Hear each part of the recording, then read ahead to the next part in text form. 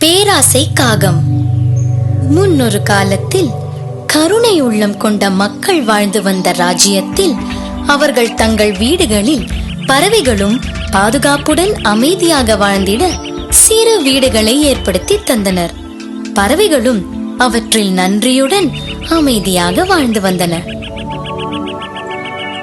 கருணை உள்ளம் கொண்ட மக்களுக்கு எவ்வித துன்பமும் தராமல் அங்கு வசித்து வந்தன பறவைகள்.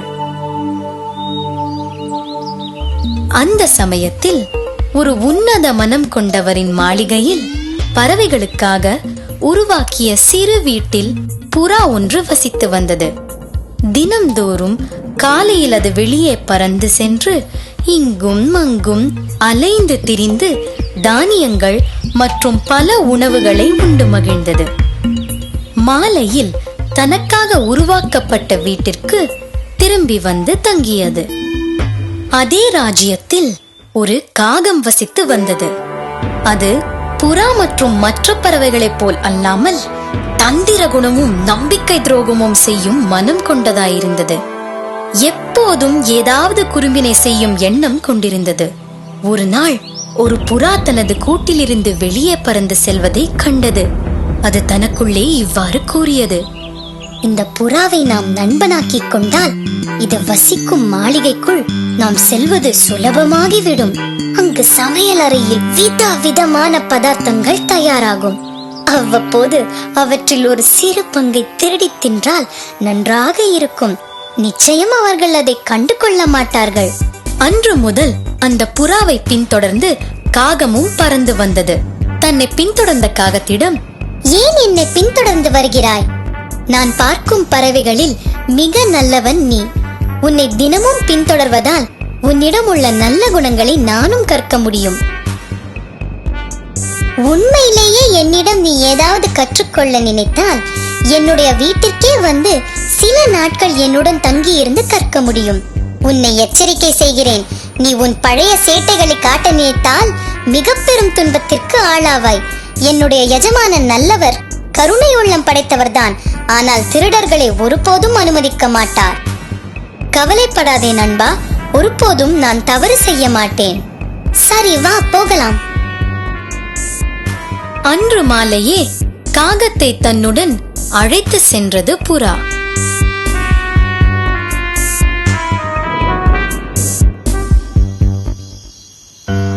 தனது வீட்டின் அருகே இருந்த சமையலறையில் விதவிதமான பதார்த்தங்கள் தயாராவதை கண்டது காகம்.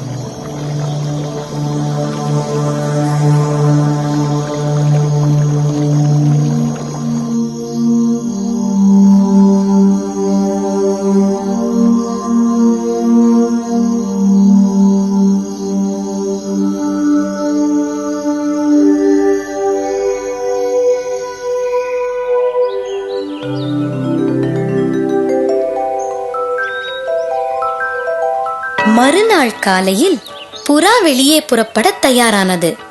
அதை கண்ட காகம், இன்று எனக்கு உடல் நலமில்லை. இங்கேயே தங்கி ஓய்வெடுத்து நலமான பின் நான் உன்னோடு சேர்ந்து கொள்கிறேன். சரி, நான் புறப்படுகின்றேன் நண்பா. நீ உன்னை நன்றாக கவனித்துக்கொள். சமையலறைக்குள் விதவிதமான உணவு வகைகள் தயாராவதை பேராசையோடு பார்த்து கொண்டிருந்தது காகம். மீன் கறியை சுவைக்க காத்திருந்தது. சமையற்காரன் அடுப்பில் பாத்திரத்தை வைத்து மீன் கறியை அள்ளி போட்டான். பின்னர் அருகே இருந்த காய்கறி தோட்டத்திற்கு சென்று காய்களை பறிக்கத் தொடங்கினான். இந்த தருணத்தை எதிர்பார்த்து காத்து கொண்டிருந்த காகம் சடாரென்று பறந்து ஜன்னல் வழியாக புகுந்து ஒரு மீன் துண்டை கவ்வி பறக்க எத்தனித்தது. அருகில் இருந்த பீங்காஞ்சாடி சிறகுகள் பட்ட வேகத்தில் படார் என்று பெரிய சத்தத்துடன் கீழே விழுந்து நொறுங்கியது. சத்தம் கேட்டு ஓடி வந்த சமையற்காரன் காகத்தை பிடித்து அதன் ரெக்கைகளிலிருந்து இறகு பீத்தெறிந்து காகத்தை தோட்டத்துக்கு வெளியே வீசி எறிந்தான். ஒருவன் பேராசை கொள்ளவே கூடாது. பேராசை தாழ்வையே தரும். குழந்தைகளே, காகத்தின் நிலைமையை பார்த்தீர்களா? இந்த கதையிலிருந்து என்ன கற்றுக்கொண்டீர்கள்? பேராசை கொள்ளக்கூடாது என்பதுதான் இந்த கதையின் நீதியாகும்.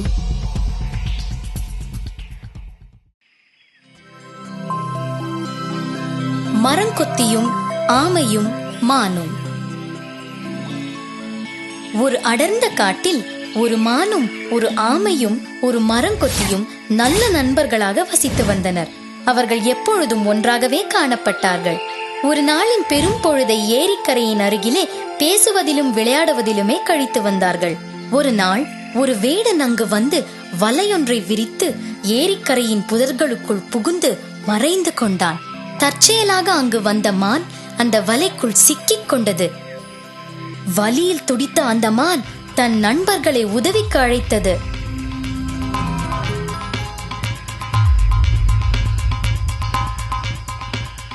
நான் வலையில் மாட்டிக்கொண்டேன், என்னை காப்பாற்றுங்கள். மானின் கூக்குரல் கேட்ட மரங்கொத்தியும் ஆமையும் உதவி செய்ய விரைந்து வந்தனர். தங்களின் நண்பனான மான் வலைக்குள் சிக்கித் தவிப்பதைக் கண்டு மிகவும் வருந்தினார்கள். ஒரு திட்டம் போட்டார்கள் இருவரும். ஆமை உடனே அருகில் இருந்த வளைவில் வசித்த எலியை அழைத்து வந்தது. எலியும் ஆமையும் வேடனின் வலையை கடித்து நாசப்படுத்த தொடங்கின.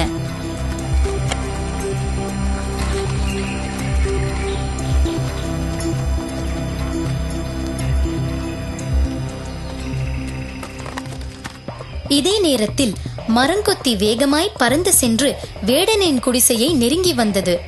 மானின் குரலை கேட்டு வெளியே வந்து கொண்டிருந்த வேடனின் தலையை தனது கூரான அலகுகளால் இருமுறை தாக்கியது.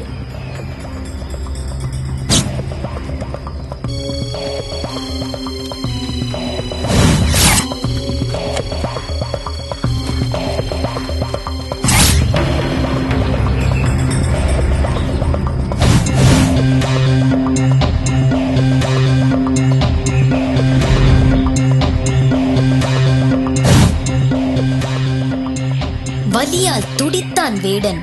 மரங்கொத்தியின் தாக்குதலால் நிலை குலைந்த வேடன் தன் குடிசைக்குள் ஓடி ஓய்வெடுக்கத் தொடங்கினான்.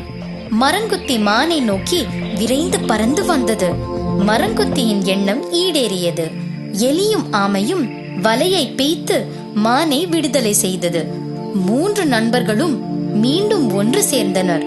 மிகவும் சந்தோஷமாக காட்டில் அலைந்து திரிந்தனர்.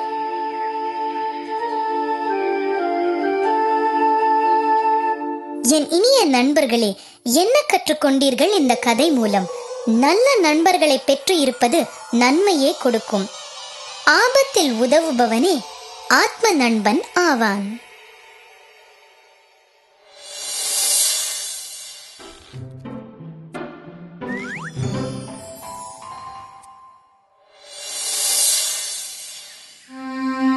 ஓநாயும் நீர்க்கீரிகளும். ஒரு காட்டில் ஒரு ஆண் ஒரு பெண் ஓநாய்கள் ஜோடியாக வசித்து வந்தன. அவை ஒன்றை ஒன்று மிகவும் நேசித்து வந்தன. பெண் ஓநாயின் எல்லா விருப்பங்களையும் நிறைவேற்றி வைக்க ஆண் ஓநாய் மிகவும் விரும்பியது. ஒரு நாள் பெண் ஓநாய் சொன்னது, அன்பே, இன்று மீன் உண்ண வேண்டும் போல் ஆசையாய் இருக்கின்றது. கவலைப்படாதே ஆருயிரே, நீ விரும்பிய மீனை கொண்டு வருகிறேன். இதை சொன்னவுடன் மீனை தேடி வெளியே புறப்பட்டது ஆண் ஓநாய்.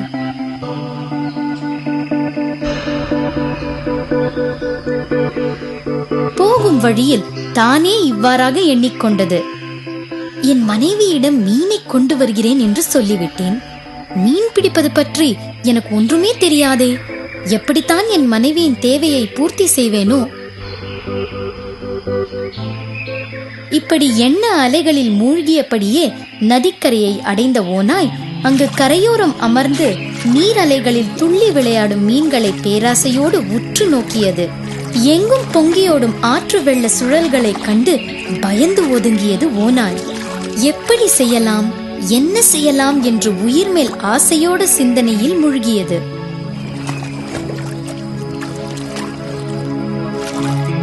நானா முதலில் பிடித்தேன், அதிக பங்கு எனக்குத்தான். இல்லை, எனக்குத்தான். நான் தான் அதை இழுத்து போட உதவினேன், அதனால் எனக்குத்தான். நான் தான் முதலில் பிடித்தேன். இல்லை, நான் தான் முதலில். எனக்குத்தான் பெரும் பகுதி தர வேண்டும். இல்லை, நான் தான் இழுத்தேன், எனக்கே பெரும் பகுதி வேண்டும். 2 நீர்க்கீரிகளும் தொடர்ந்து சண்டையிட்டுக் கொண்டே இருந்தன.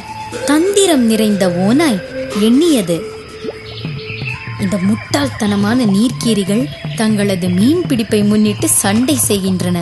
இவர்களுக்கு நீதி வழங்குவது போல நடித்து நான் பெரும் பகுதி மீனை பெற்றிட வேண்டும். உடனே ஓநாய் அவைகளின் இடத்திற்கு விரைந்து நடந்து சென்றது. நண்பர்களே, உங்களுக்கு என்ன பிரச்சனை? பெரிய பிரச்சனை இல்லை. நாங்கள் இருவரும் சேர்ந்து ஒரு பெரிய மீனை கொன்றோம். இப்போது அதை எப்படி பங்கிடலாம் என்பதுதான் பிரச்சனை. பாருங்கள், நீங்கள் விரும்பினால் நான் உதவுகின்றேன். மற்றவர் பிரச்சனைகளில் தீர்வு காண்பவன் நான். நீங்கள் விரும்பினால் இணக்கமான ஒரு தீர்வை தருகிறேன். மிகவும் சரி. எனக்கு ஒரு ஆட்சேபனையும் இல்லை. ஆனால் அவனுக்கும் ஆட்சேபனை இல்லாத பட்சத்தில். எனக்கும் கூட ஆட்சேபனை ஒன்றும் இல்லை. இதைத்தான் எதிர்பார்த்தேன்.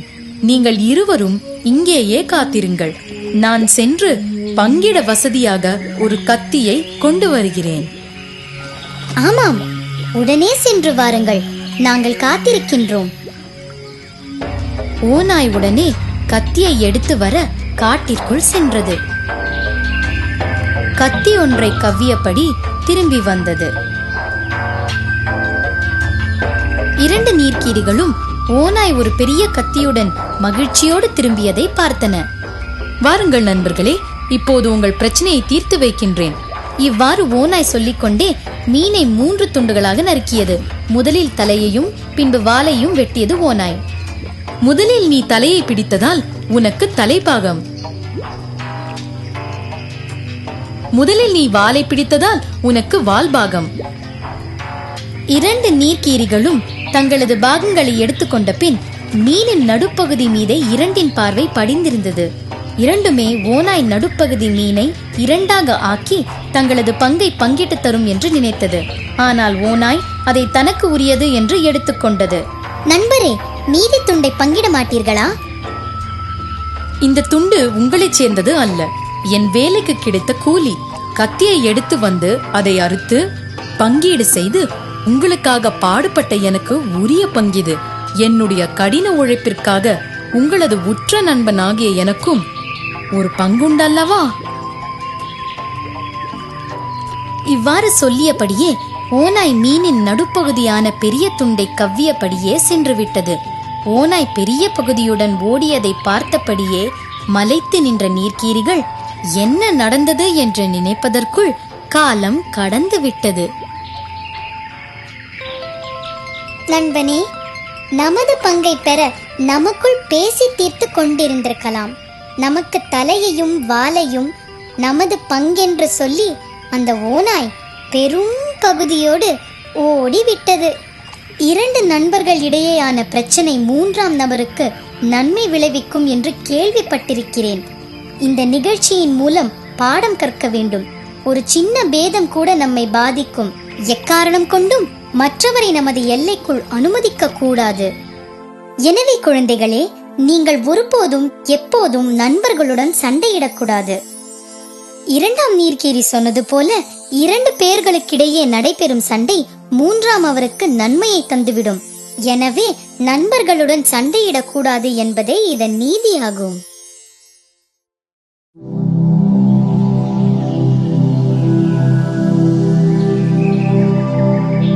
புத்தியுள்ள பெண்ணாடு.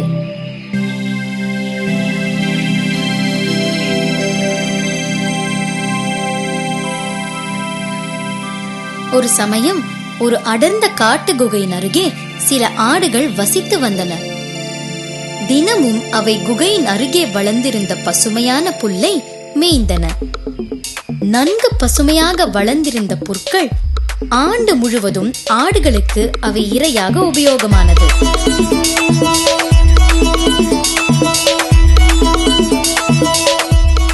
ஆடுகளும் அவைகளை தின்று கொழுத்து வளர்ந்திருந்தன. ஒரு நாள் ஒரு நரியும் அதன் மனைவியும் ஆட்டு மந்தை அருகே சென்று பார்த்தன.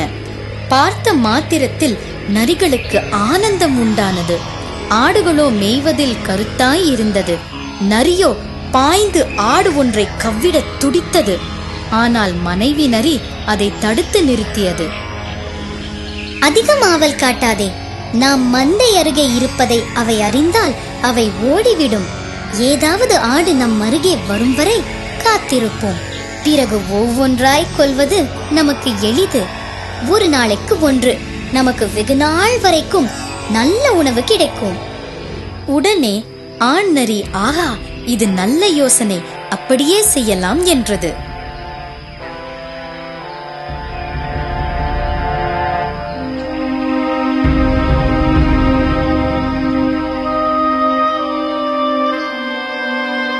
சிறிது நேரம் ஆனதும் அந்த வழியே வந்தது ஒரு ஆடு.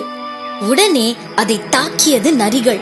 பாவம், அந்த ஆடு கத்த முடியாமல் மற்றவர்களையும் எச்சரிக்கை செய்ய முடியாமல் இறந்து போனது. அன்று நரிக்கும் அதன் மனைவிக்கும் நல்ல விருந்து கிடைத்தது.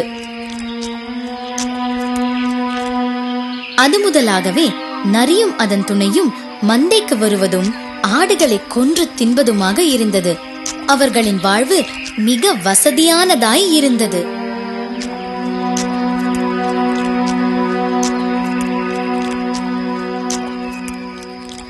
மெதுவாக நாட்கள் நகர்ந்தன. ஆடுகளின் எண்ணிக்கை குறைந்து வந்தது. இறுதியில் ஒரு பெண்ணாடு மட்டும் உயிரோடு இருந்தது. புத்திசாலியான அந்த பெண்ணாடு தன்னோடு இருந்த அத்துணை ஆடுகளும் நரிகளால் கொல்லப்பட்டு விட்டதை அறிந்திருந்தது. மிகவும் எச்சரிக்கை உணர்வுடன் குகையை விட்டு வெளியே செல்லாமல் இருந்து வந்தது. மேய்ச்சலுக்கு செல்லவும் இல்லை. ஆனால் குகை அருகில் வளர்ந்திருந்த புற்களை மட்டும் மேய்ந்து தன் பசியை போக்கிக் கொண்டது. இதற்கிடையில் ஆடுகளை தின்று வந்த நரிகள் இனிமேல் ஆடுகள் ஏதும் இல்லை என்ற தீர்மானத்திற்கு வந்தது. வேறிடத்திற்கு சென்று தங்களுக்கான உணவை தேட முடிவு செய்தன. அப்படி முடிவெடுத்து செல்லும் வழியில் குகை அருகே பெண்ணாடு மேய்வதைக் கண்டு பதுங்கின. பெண்ணாடும் நரிகளை கண்டதும் குகைக்குள் ஓடி பதுங்கிக் கொண்டது. பல நாட்கள் வெளிவராமல் உள்ளேயே வளர்ந்த புற்களை தின்று பசியாறியது.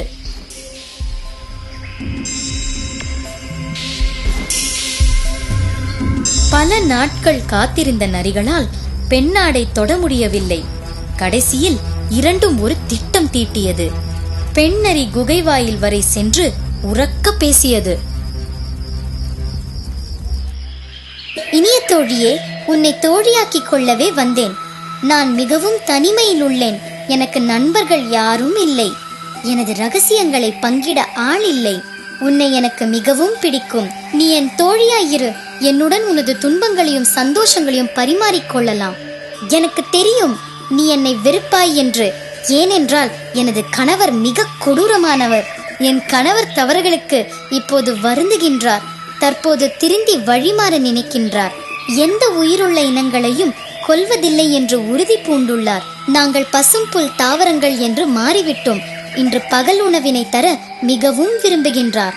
உன்னை வரவேற்கவே என்னை இங்கு அனுப்பியுள்ளார். தயவு செய்து மறுக்காதே. பெண்ணாடு குகைக்குள்ளிலிருந்து பதில் சொன்னது. இதுதான் அழைப்பு என்றால் நான் நிச்சயம் பகல் உணவுக்கு வருகின்றேன். ஆனால் இங்கு சில விருந்தாளிகள் வந்து உள்ளார்கள். நகரத்திலிருந்து வந்து இங்கு என்னோடு தங்கி உள்ளார்கள். அவர்களையும் என்னோடு அழைத்து வர விரும்புகின்றேன். உங்களால் பகல் உணவு தந்து எங்களை சமாளிக்க முடியுமா? பெண்ணரி மேலும் பல ஆடுகள் உள்ளே இருப்பதாக கருதியது. அது பெண்ணாட்டிடம், யார் அவர்கள்? எத்தனை பேர் உள்ளார்கள்? எனது ஒன்றுவிட்ட சகோதர சகோதரிகள்.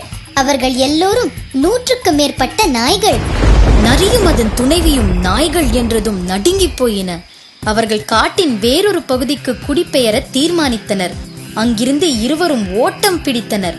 மீண்டும் திரும்பும் எண்ணம் அவர்களுக்கு இல்லை. பெண்ணாடு அந்த குகையிலேயே வசித்தபடி குட்டிகளை ஈன்றெடுத்து தனது குடும்பத்தை உருவாக்கி கொண்டது. எனவே குழந்தைகளே, நீங்கள் பார்த்தீர்கள் ஆட்டின் அறிவுத் திறமையை. அதுபோல் தான் ஆபத்தான தருணங்களில் நீங்களும் அறிவோடு நடக்க முற்பட வேண்டும். நீங்கள் துன்பப்பட மாட்டீர்கள். இந்த கதையின் நீதி என்னவென்றால், துன்பமான நேரங்களில் தெளிவான சிந்தனையோடு தெளிவாக முடிவு எடுக்க தெரிய வேண்டும்.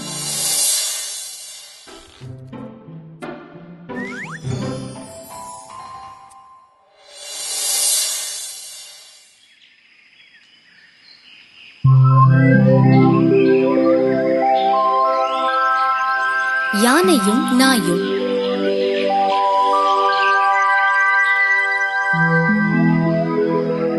முன்னொரு காலத்தில் ஒரு அரசருக்கு சொந்தமான மாளிகை வளாகத்தில் யானை ஒன்று வசித்து வந்தது. அரசருடன் மிக நெருங்கிய உறவு கொண்ட அந்த யானை மிகவும் கவனமுடன் உணவளிக்கப்பட்டு பராமரிக்கப்பட்டு வந்தது.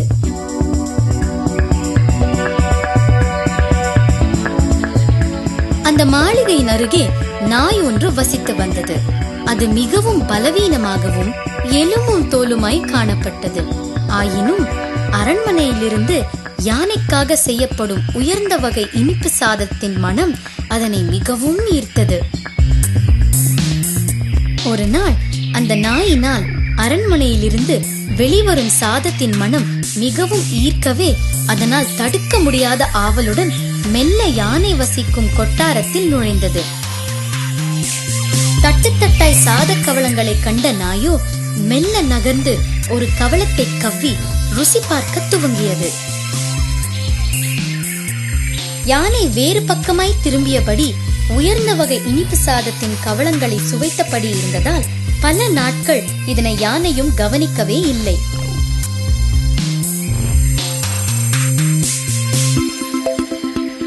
ராஜவம்சத்தின் உணவானபடியால் நாய் நன்கு கொழுத்து வளரத் தொடங்கியது. ஒரு நாள் இது யானையின் கவனத்திற்கு எட்டியது.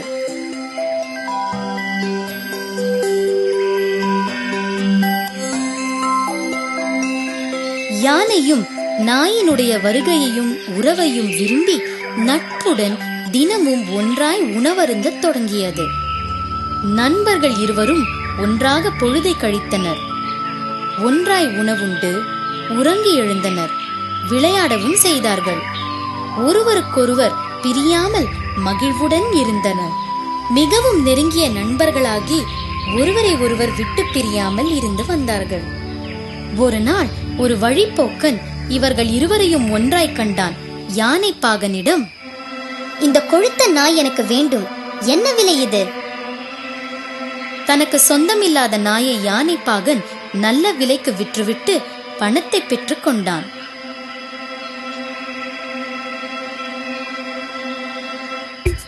அவன் தன் இருப்பிடத்திற்கு அந்த நாயை கொண்டு சென்றான்.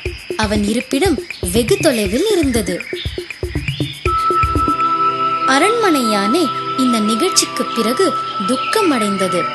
தனது உயிர் நண்பனான நாயை பிரிந்த துக்கத்தில் வெறுப்புற்று உண்ணவும் குடிக்கவும் குளிக்கவும் மறுத்து கிடந்தது. இறுதியாக இதனை கண்ட ஆணைப்பாகன் அரசருக்கு தகவல் தெரிவித்தான். ஆனால் நாயை பற்றி ஒன்றும் சொல்லவில்லை.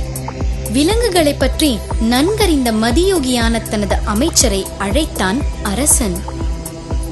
மந்திரி அவர்களே, யானை கொட்டடிக்கு சென்று யானையின் நிலைமையை ஆராய்ந்து என்னிடம் கூறும்.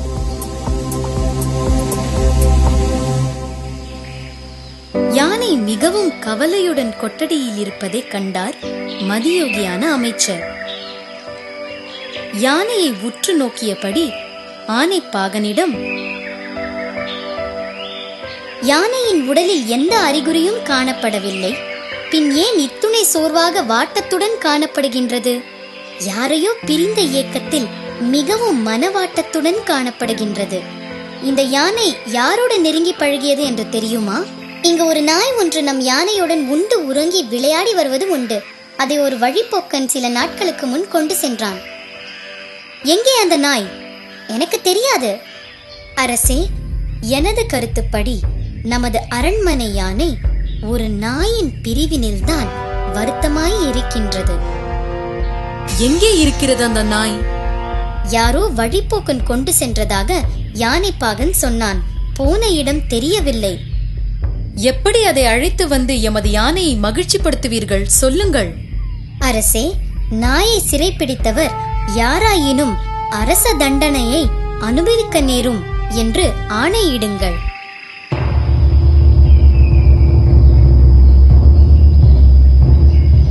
கேளுங்கள் கவனமாய், எல்லோரும் கவனமாய் கேளுங்கள். நாயை வைத்திருப்பவர் யாராயினும் அவர்கள் அரசரின் தண்டனைக்கு உள்ளாவீர்கள். இது அரசரின் ஆணை. அரசரின் ஆணையை கேட்டதும் நாயை வாங்கியவன் மெல்ல அதனை கட்டிய கயிறுகளை அவிழ்த்து விட்டான். கட்டுகளிலிருந்து விடுபட்ட நாய் பாய்ந்து ஓடி யானையின் கொட்டடிக்குள் சென்றது.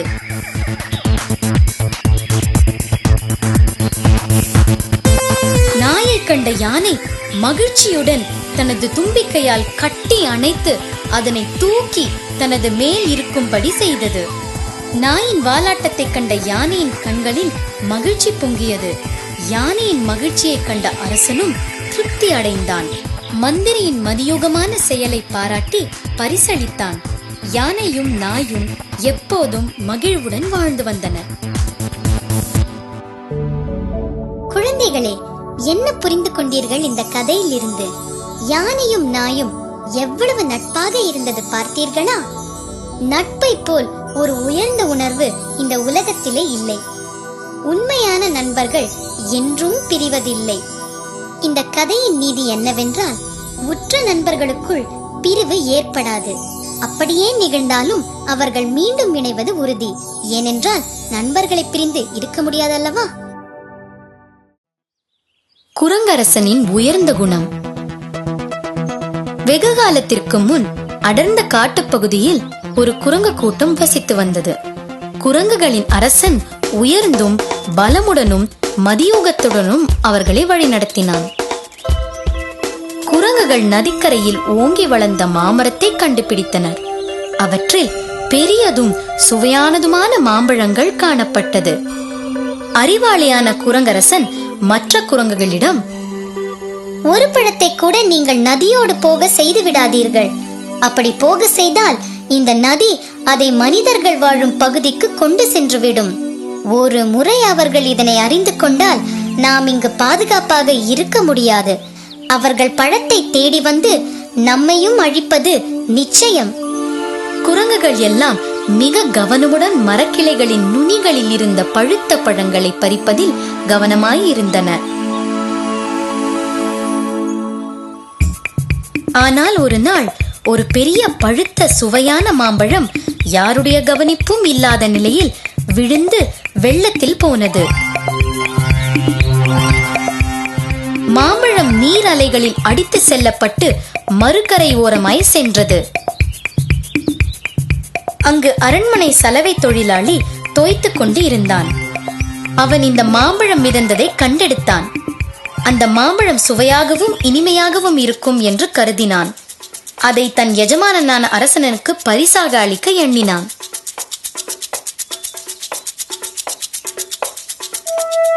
அரசே, இந்த தங்கமயமான மாம்பழத்தை காட்டுக்குள் நதிக்கரையில் கண்டெடுத்தேன்.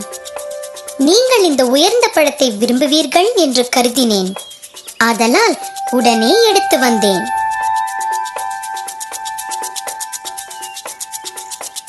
அரசன் அந்த கனியை உண்டான்.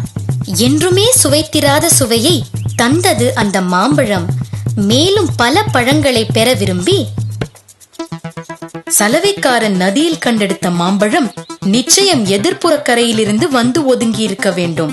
எனவே அங்கு நிச்சயம் ஒரு மாமரம் இருக்கும். மாம்பழத்தின் இருப்பிடத்தை அடைய விரும்பி சில படை வீரர்களுடன் படகில் எதிர்ப்புறமாய் பயணம் செய்தான்.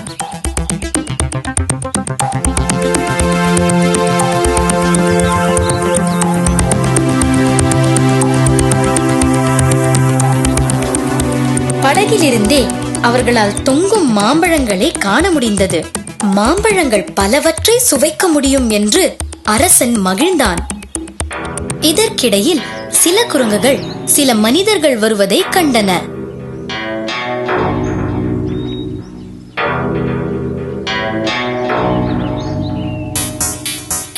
ஓடிச் சென்று பழச்சோலையை நோக்கி சிலர் படகில் வருவதை அரசனுக்கு தெரிவித்தன. நாம் உடனே இந்த பழச்சோலையை விட்டு வெளியேற வேண்டும். நீங்கள் அனைவரும் ஒவ்வொருவராக கொடிகளின் வழியே எதிர்ப்புறம் சென்று விடுங்கள். நீங்கள் அனைவரும் பத்திரமாக சேர்ந்ததும் நானும் வருவேன்.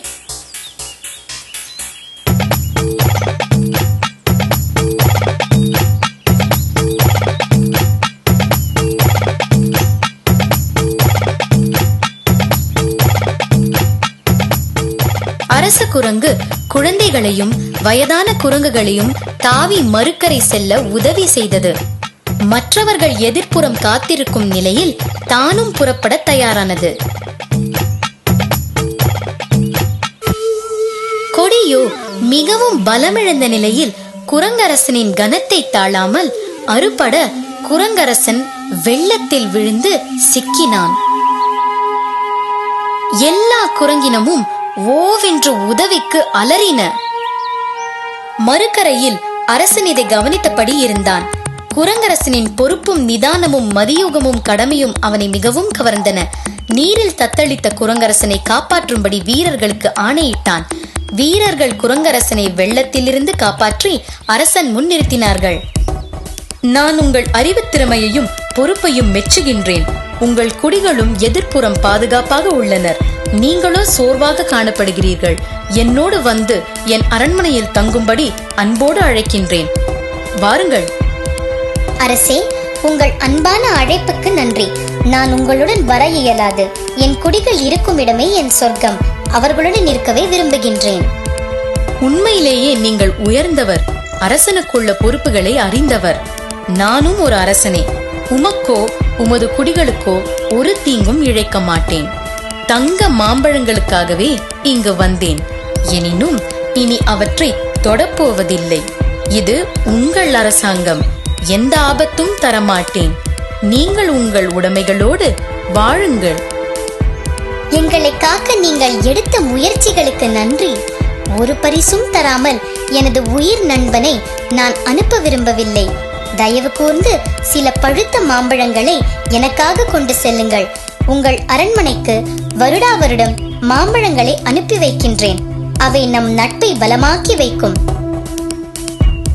அரசனுடைய ஆட்கள் மாம்பழங்களை படகிலேற்றி அரண்மனையில் சேர்த்தார்கள். குரங்குகள் காட்டிலேயே தங்கி வசித்தன. குழந்தைகளே, பார்த்தீர்களா குரங்கரசனின் கதையை? எத்தனை பொறுப்பானவன், எத்தனை அன்பானவன், எத்தனை கனிவு தனது மக்களின் மீது. நீங்களும் அப்படித்தான் இருக்க வேண்டும். இந்த கதையின் நீதி என்னவென்றால், எல்லோருடனும் கனிவுடன் பழகுங்கள்.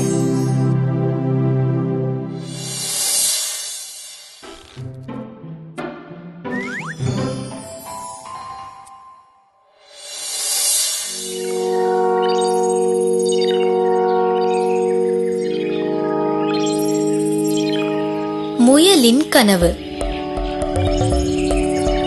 ஒரு நல்ல வெயிற்கால பகல் பொழுதில் ஒரு முயல் தென்னை மரம் ஒன்றின் நிழலில் படுத்துறங்கியது. பகலில் நிறைய கேரட்டுகள் சுவைத்து பகல் உணவாக்கியது. குரட்டையுடன் ஆழ்ந்த உறக்கத்தில் விபரீதமான கனவு ஒன்றை கண்டது.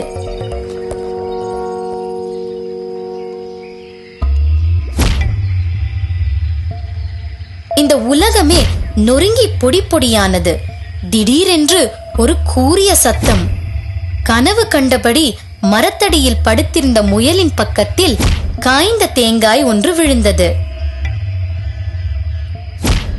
சடாரென்று எழுந்த முயல் ஓலமிட்டது. தன் காதில் விழுந்த சத்தம் உண்மையிலேயே உலகம் பொடி பொடியானதாக கருதி உலகம் அழியப் போவதாக உரத்த குரலில் கூவியது. முயலின் இந்த கூக்குரலை கேட்டதும் மற்ற விலங்குகளும் ஓடி வந்து சேர்ந்து கொண்டு உலகமே அழியப் போவதாக ஒருமித குரலில் சத்தம் போட்டன.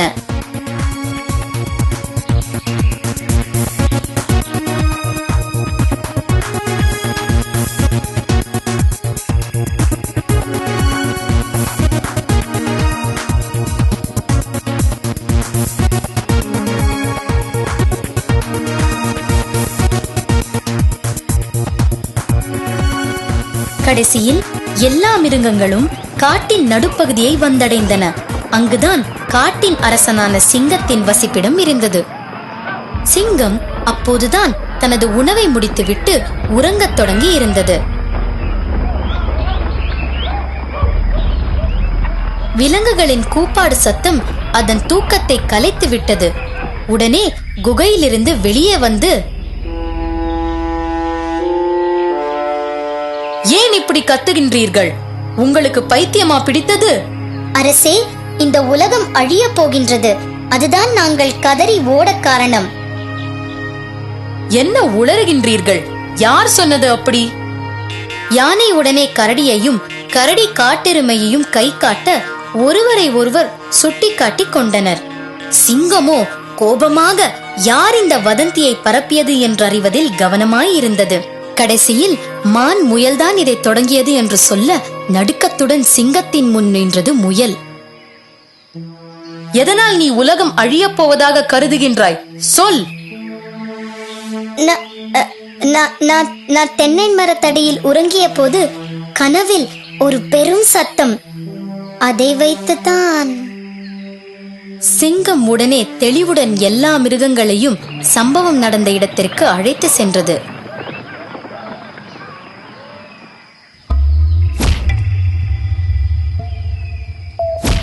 இந்த சிறுமுயல் மேலிருந்து விழுந்த தேங்காயின் சத்தத்தை கேட்டு அதிர்ந்து இந்த வதந்தியை பரப்பியுள்ளது.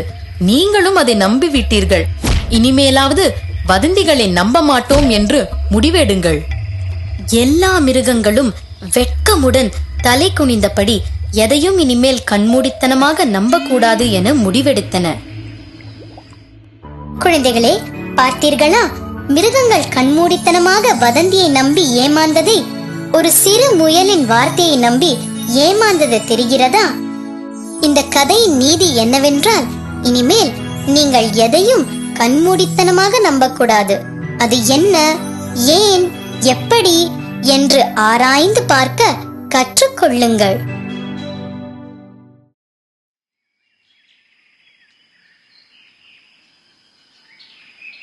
முட்டாள் சீடர்கள்.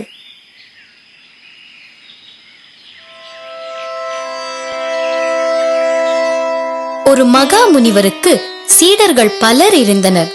முனிவர் பெருமைப்படும் விதத்தில் சீடர்கள் கற்பதில் ஆவலுடனும் கற்றதில் ஞானமுடனும் விளங்கினர். ஒரு நாள் அவர் தான் கற்றது முழுவதையும் கற்பித்து விட்டதை உணர்ந்தார். இப்போது அவர்கள் முழுமையாக கற்றவர்களாகிவிட்டனர். இறந்தவரை உயிர்ப்பித்து எழுப்பும் மிருத்யுஞ்சய என முக்கியமான மந்திரத்தை மட்டும் இன்னும் கற்றுத்தராமல் இருந்தார்.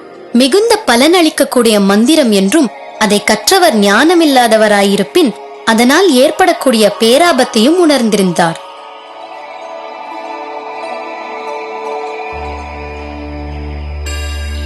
ஞானியான முனிவர் நீண்ட நாள் இதை பற்றி சிந்தனை செய்தபடி இருந்தார்.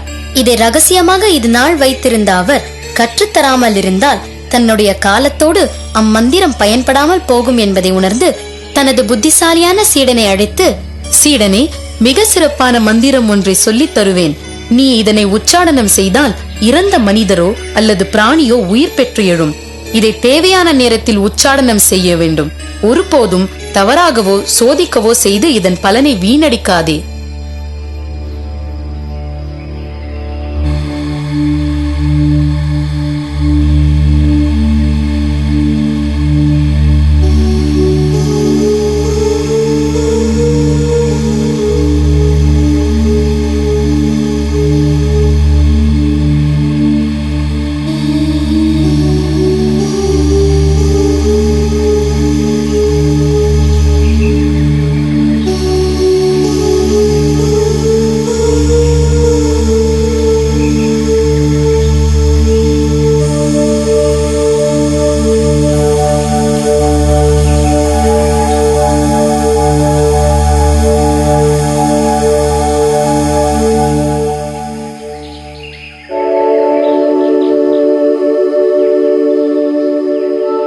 மறுநாள் காலை தனது எல்லா சீடர்களையும் அழைத்துச் சொன்னார். காட்டிற்குள் ஒரு 40 நாட்களுக்கு உங்கள் எல்லோரையும் அனுப்பி வைக்கின்றேன். நீங்கள் ஒன்றாக சென்று ஒன்றாகவே திரும்ப வேண்டும். நீங்கள் ஒருவருக்கொருவர் உதவியாக வழிகாட்டியாக இருந்து நல்லதையே செய்யுங்கள். ஆகட்டும் குருவே.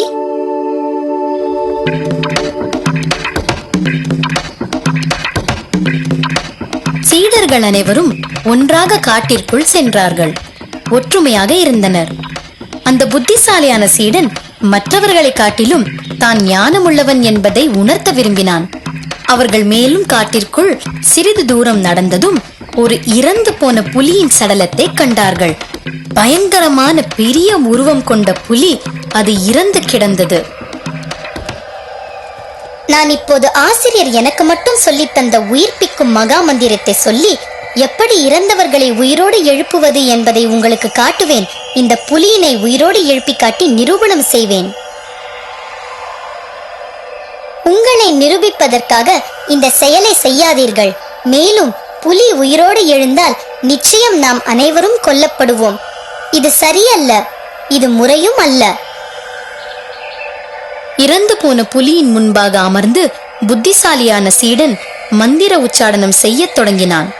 மற்றவர்கள் மரங்களில் உச்சியில் ஏறி பதுங்கத் தொடங்கினார்கள். மிக முக்கியமான மிருத்யுஞ்சய மந்திரத்தை உச்சரித்தான்.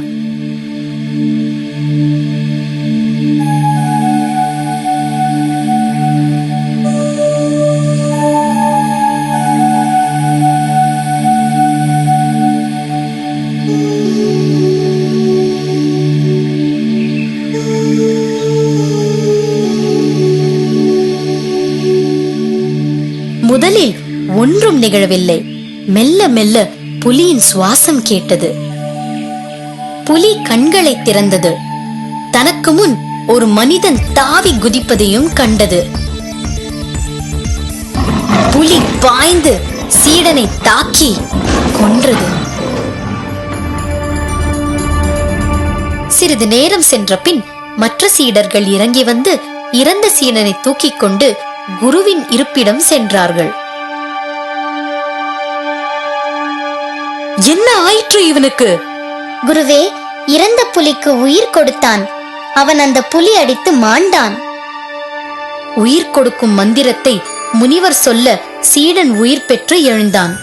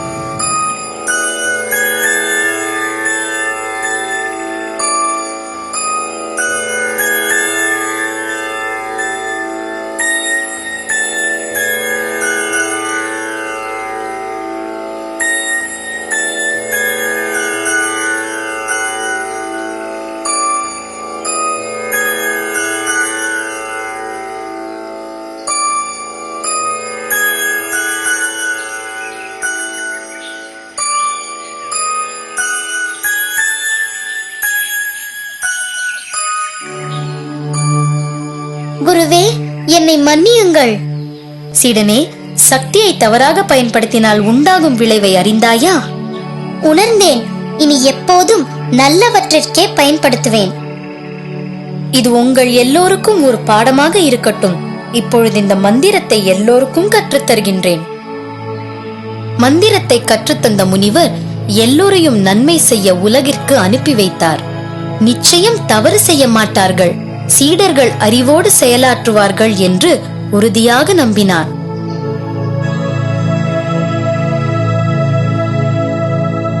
குழந்தைகளே, பார்த்தீர்களா? எப்பொழுதெல்லாம் நீங்கள் சக்தி படைத்தவர்களாக இருக்கின்றீர்களோ அறிவுடன் செயலாற்றுங்கள். தன்னிச்சையாக செயல்படாமல் பெரியோர் அறிவுரையை கேட்டு நடந்து கொள்ளுங்கள். உங்கள் சக்தியை ஆக்கப்பூர்வமாக செலவழியுங்கள். ஒருபோதும் தீய செயல்களை செய்ய உங்கள் சக்தியை உபயோகப்படுத்தாதீர்கள். இதுவே இந்த கதையின் நீதியாகும்.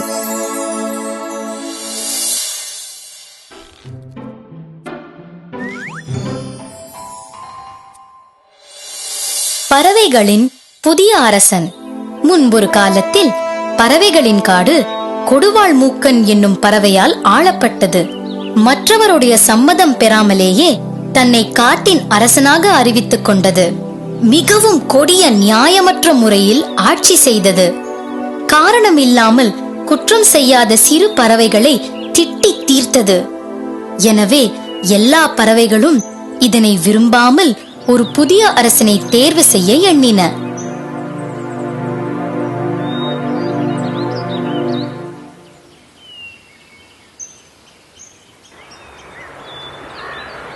ஒரு நாள் கொடுவாள் மூக்கன் அறியாத வண்ணம் ரகசியமான கூட்டம் ஏற்பாடாகியது. பல பறவை இனங்கள் கூடின. தங்களது பிரச்சனைகளை அவை விவாதித்தன. ஒருவரும் அரசனாக கொடுவாள் மூக்கனை விரும்பவில்லை. கொடுமைகளை செய்ததால் வெறுத்து ஒதுக்கின. பெயர்கள் பல ஆலோசிக்கப்பட்டு இறுதியாக ஒரு வானம்பாடியை தங்கள் அரசனாக்க தீர்மானம் செய்தன.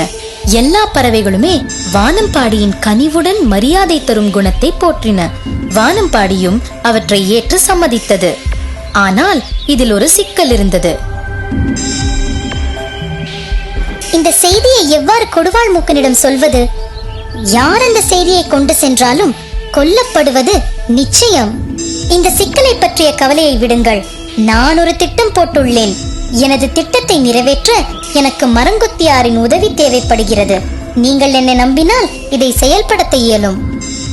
எல்லா பறவைகளும் அதை ஏற்றுக்கொண்டன. மரங்கொத்தியும் உதவுவதாக வாக்களித்தது.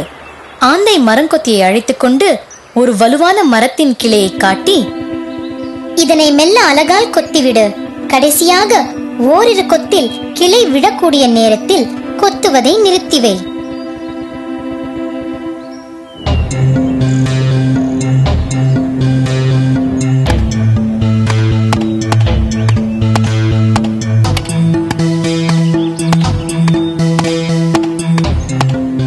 மரங்கொத்தியிடம் அறிவுறுத்திய ஆந்தை கொடுவாள் மூக்கனிடம் சென்றது. எல்லா பறவைகளையும் காணாமல் தவித்த கொடுவாள் மூக்கன் ஆந்தையை கண்டதும், இன்று எல்லோரும் எங்கே போனார்கள்? என்னை கவனிக்க ஒருவரும் இங்கு இல்லையே. அரசே, உங்கள் திறமையை வலிமையை காட்ட எல்லா பறவைகளும் விரும்புகின்றனர். ஒரு மரக்கிளையை நீங்கள் கொத்தி வீழ்த்தினால் உங்களை பலமும் சக்தியும் கொண்டவராக ஏற்பார்களாம். நீங்கள் தவறினால் யார் அந்த செயலை செய்பவரோ அவரே அரசராக்கப்படுவார். கொடுவாள் மூக்கன் தற்பெருமையோடு தன்னையே பார்த்து கொண்டது. மரக்கிளையை வீழ்த்தும் அளவுக்கு பலசாலி நான். போட்டி நடக்கும் களத்துக்கு என்னை அழைத்து செல். மரக்கிளையை நான் வீழ்த்துகின்றேன். ஆகட்டும் அரசே. ஆந்தை கொடுவாள் மூக்கனை போட்டி நடக்கவிருக்கும் இடத்திற்கு அழைத்துச் சென்றது. காட்டில் உள்ள எல்லா பறவைகளும் அங்குதான் காத்திருந்தன. ஆந்தை பலமான ஒரு கிளையை காட்டி, அரசே, இது போட்டிக்காக நீங்கள் வீழ்த்த வேண்டிய கிளை. கொடுவாள் மூக்கன் தாம் நிச்சயம் வெல்வோம் என்ற எண்ணத்துடன் தன் அலகால் மரத்தை கொத்தத் தொடங்கியது.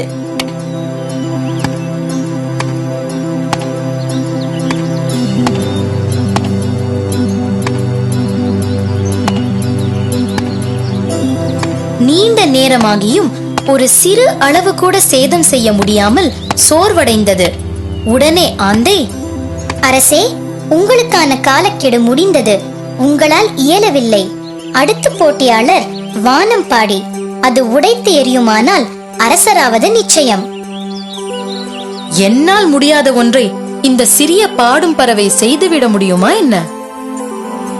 ஆந்தை வழிகாட்ட வானம்பாடி மரங்கொத்தியால் துளைக்கப்பட்ட வேறொரு மரக்கிளையை அடைந்தது.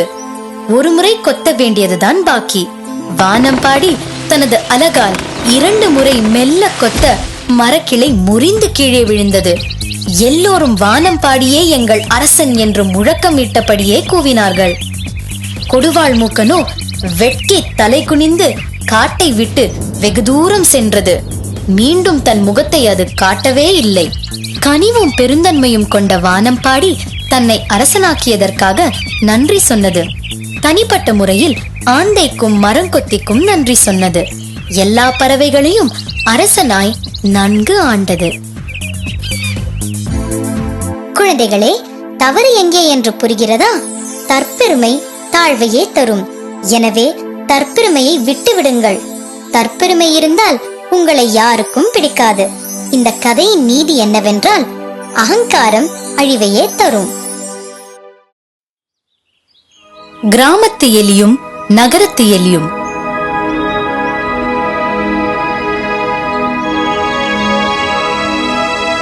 முன்பொரு முறை ஒரு சிறு கிராமத்தில் எலி ஒன்று வசித்தது. பசுமையான வயல்களுக்கிடையே தனது குடிசையில் சௌகரியமாக வாழ்ந்து வந்தது.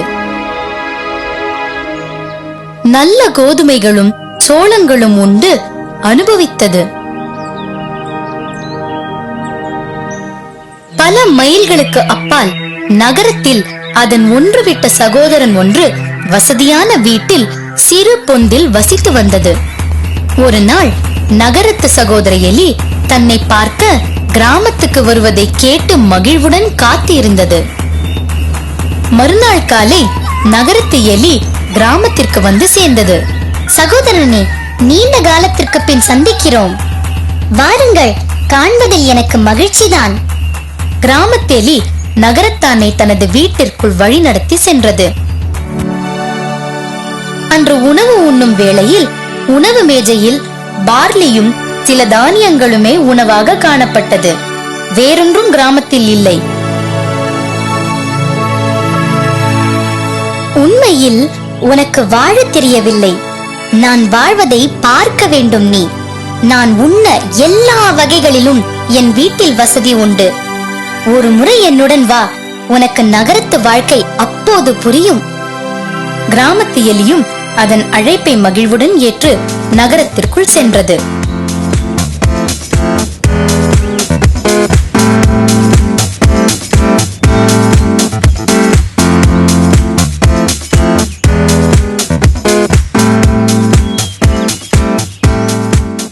உடனே முதலில் தன்னுடன் சமையலறைக்குள் அழைத்து சென்றது நகரத்து எலி. அங்கு தாழ்வான அறைகளில் ஜாடிகளின் அருகில் காகிதத்தால் ஆன சர்க்கரை பையை இருவரும் கண்டு மகிழ்ந்தனர். இருவரும் ஒரு துளையை இட்டு இஷ்டம் போல் உண்ணத் தொடங்கினர். இது போல் சுவையை கண்டதே இல்லை வாழ்க்கையில் என்று எண்ணியது கிராமத்து எலி. அப்பொழுதுதான் அது நினைத்தது, நகரத்து எலி எவ்வளவு அதிர்ஷ்டம் வாய்ந்தவன் என்று.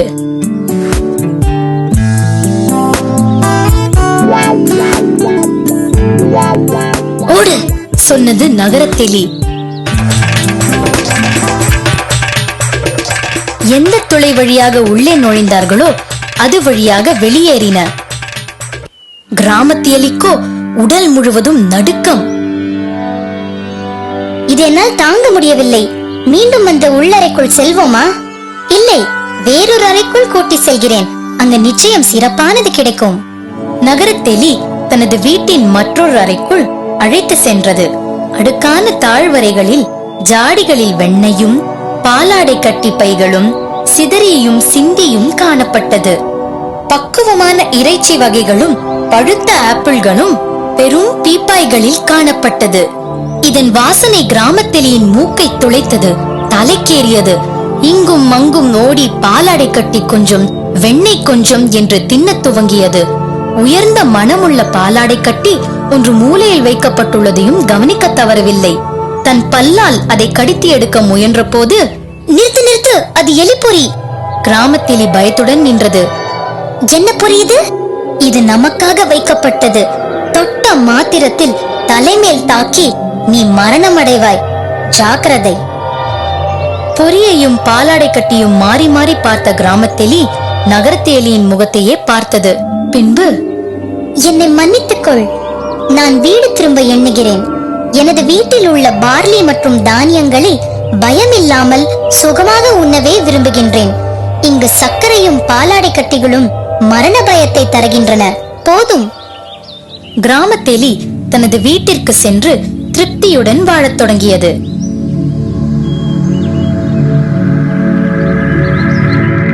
இந்த கதை மூலம் என்ன சொல்கின்றார்கள் புரிகிறதா குழந்தைகளே? இருப்பதைக் கொண்டு திருப்தியுடன் வாழுங்கள், பேராசை கொள்ள வேண்டாம். இந்த கதையின் நீதி என்னவென்றால், நிறைவான மனதுடன் வளமாக வாழ்வோம்.